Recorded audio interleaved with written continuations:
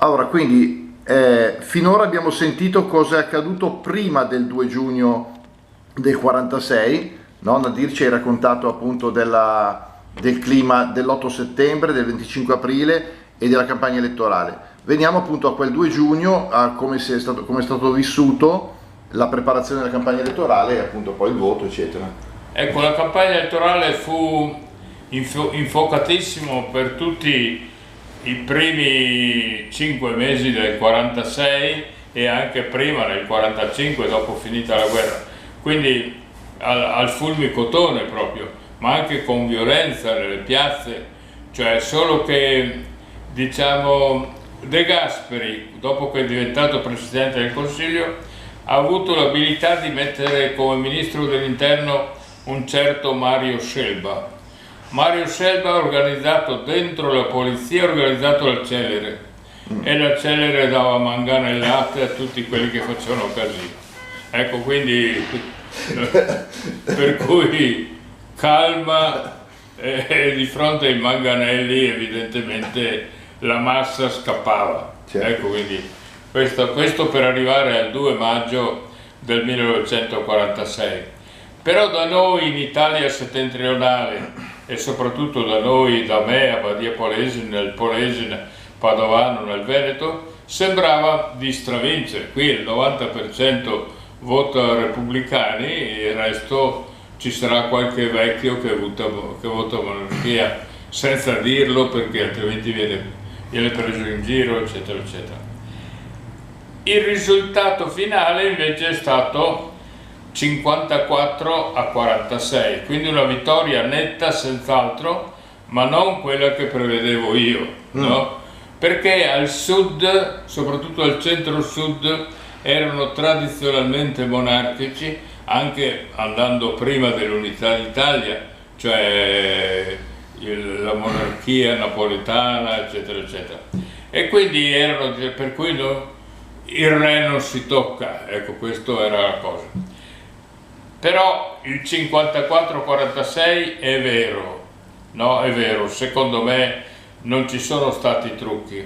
Era ministro dell'Interno Romita, un socialista, molto bravo, secondo me, onesto, e imbrogli non ne ha fatti come ha scritto qualche giornalista, anche di fama allora, però i giornalisti devono fare il loro mestiere, cioè quello di cercare quando non ci sono notizie di inventarle. Grazie, io da giornalista mi sento onorato di e quindi 54-46 secondo me è esatto, certo. Anzi io prevedevo 90-10, ecco, quindi questa era la cosa.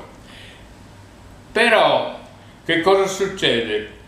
Un mese prima, neanche un mese prima, 20 giorni prima, Vittorio Emanuele III si era dimesso, Certo. si era ritirato ad Alessandria d'Egitto, dove probabilmente aveva anche una bella casa, no? Come sistemavano i re di allora, ed è diventato re Umberto II, il figlio di Vittorio Emanuele III, che non era un granché, anche come principe, eccetera. Col fascismo aveva collaborato senza diventare una punta né in un senso né nell'altro, però era una figura un po' amorfa. Era più brillante sua moglie, che era una principessa belga, che era antifascista. Antifascista, e questo è venuto fuori dopo, da documenti, da libri, eccetera.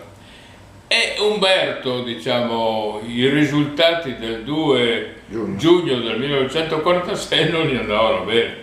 E quindi per 3, 4, 5 giorni non si decideva a prendere atto di questo risultato e a dimettersi, no? Perché era questa la strada. Lì c'è stata la prima grande abilità del leader che era proprio scoppiato allora, Alcide De Gasperi.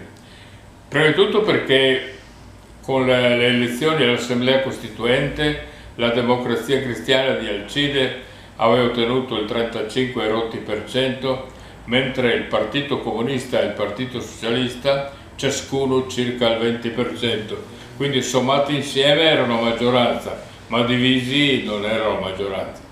Per cui De Gasperi in quel momento lì, con questo risultato, capo della Democrazia Cristiana, vince nettamente le elezioni, per gli inglesi e per gli americani diventa un re, un dio. Allora, dati i tempi che... Certo, che perché il timore degli anglo-americani... Soprattutto per Winston Churchill, per l'Inghilterra, era... Cioè, in Italia che sembrava che i comunisti facessero un boccone e la portassero dalla parte di Stalin, no? Perché era questo il grande dibattito di allora. Questa vittoria di De Gasperi ha acceso una fiamma nuova. De Gasperi poi si è dimostrato in quella circostanza anche un abile mediatore, perché ha convinto Umberto II di mettersi e ad andarsene. È stato De Gasperi a convincerlo ad andarsene.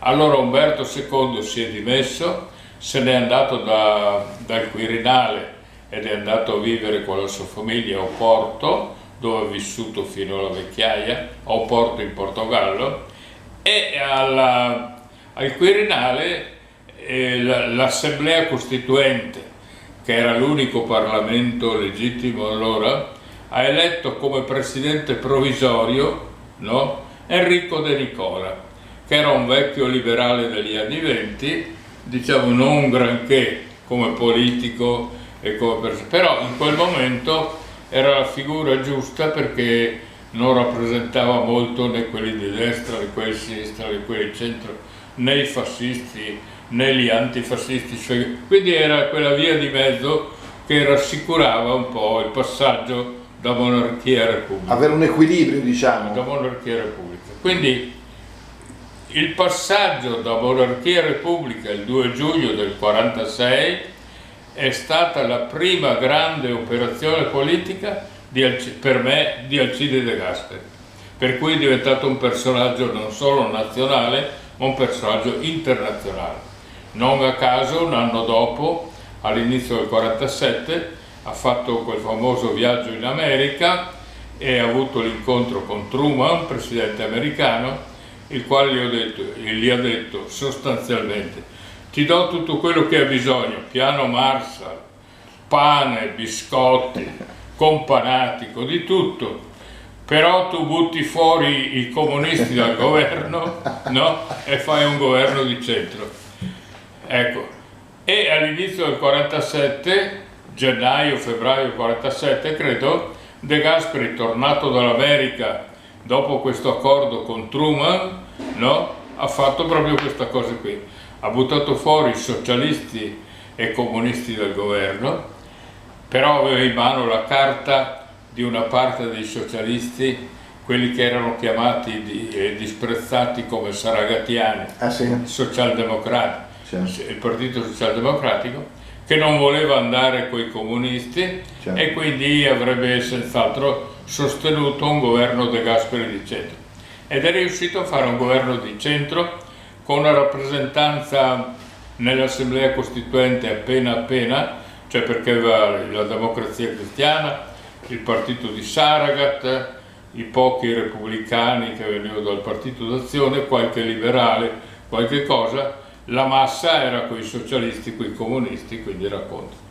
Per cui dall'inizio del 47 al 18 aprile del 48, quando si sono verificate le prime elezioni per il Parlamento, intanto direi 1 gennaio 48 era stata approvata la Costituzione, quindi diciamo la Costituzione era in moto, e il 18 aprile del 48, mentre socialisti e comunisti hanno fatto l'alleanza facendo il Fronte Popolare, con la fotografia di Garibaldi, cioè che era Garibaldi, ma diciamo poteva essere scambiato nelle chiese per un vecchietto, una vecchietta, e quindi nascondo tutta la propaganda nel mio mondo cattolico delle suore, dei preti, dei frati, eccetera, perché dicevano questo è San Giuseppe, questa è la cosa, e quindi vota per San Giuseppe, vota per quest'altro, mentre era Garibaldi, diciamo, il sostenitore del Fronte Popolare. A sorpresa mondiale, non solo italiana, il 18 aprile 1948 la democrazia cristiana da sola ottiene la maggioranza assoluta sia alla Camera che al Senato. E il Fronte Popolare, staccando il Fronte Popolare di 15-16 punti, quindi certo, un distacco enorme, enorme. E naturalmente inizia l'epoca di De Gasperi con un governo di centro. Ecco, De Gasperi non ha fatto un governo democristiano, ha fatto un governo con i socialdemocratici, i repubblicani e i liberali, no? Un governo di centro, anche se avevano pochi rappresentanti in Parlamento, però diciamo ha fatto governo con questi. certo. È il governo che è andato avanti fino alle elezioni, diciamo, del 53, quando, diciamo, gli equilibri hanno cominciato a cambiare. Ecco, quindi il 2 giugno 1946, per concludere, è una data importantissima, fondamentale per l'Italia. Importante che sia rimasta festa nazionale. Certo. Festa nazionale. C'è un Prima Repubblica, che è il periodo monarchico che va dai tempi di Garibaldi fino alle dimissioni di Umberto II, dove, diciamo, l'Italia monarchica era un po' democratica, a fatica, cioè ci ha messo molto tempo ad avviarsi la democrazia, e poi è saltato fuori il fascismo, quindi diciamo questa è la cosa. Quindi c'è questa Italia che va da Garibaldi fino alle dimissioni di Umberto II, e c'è l'Italia repubblicana che nasce il 2 giugno 1946 con primo presidente Enrico De Nicola e con però un vincitore delle elezioni che è stato Alcide De Gasperi, che inizia, diciamo, una grande fase democratica che ha portato alla ricostruzione, alla trasformazione da paese agricolo a paese industriale, al pieno impiego. Nel 1960 avevamo il pieno impiego. Io che lavoravo in Olivetti me lo ricordo, perché nel mese di giugno, lavoravo a Milano per l'Olivetti, però nel mese di giugno e luglio mi staccavano presso l'ufficio del personale di Ivrea e mi mandavano in giro per tutti gli istituti industriali d'Italia a trovare i periti industriali migliori e poi segnalarli a Ivrea, che poi li selezionavano, i migliori secondo loro li prendeva. Quindi nel 1960 era un'Italia con il pieno impiego e che le imprese si rubavano i migliori laureati e diplomati a suon di soldi e di carriera. Ecco, questa è l'Italia. Poi dopo c'è il dopo, ecco, quindi... Vabbè, sul dopo facciamo